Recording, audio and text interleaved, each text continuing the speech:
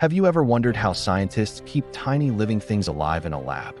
The secret is a special box called an incubator.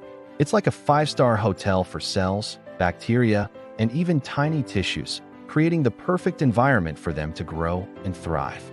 So, what exactly happens inside one? First, it's all about creating a sterile, contamination-free zone. This is crucial for cell culture, where scientists grow cells outside of a body to study them up close. It's also essential in microbiology for growing bacteria and fungi without any unwanted intruders. In tissue culture, incubators provide the perfect home for plant and animal tissues to develop, which is vital for everything from agricultural science to regenerative medicine. They are also indispensable in medical research for understanding diseases and in the pharmaceutical industry for testing the safety and effectiveness of new drugs. How do these machines work their magic? It's all about control.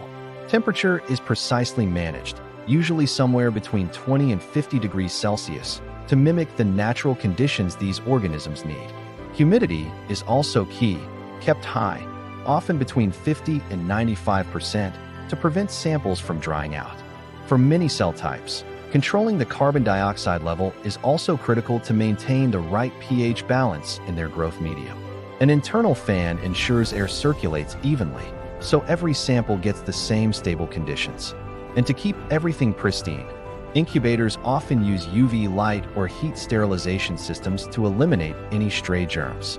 It's this precise control over the environment that makes the incubator one of the most powerful tools in modern science.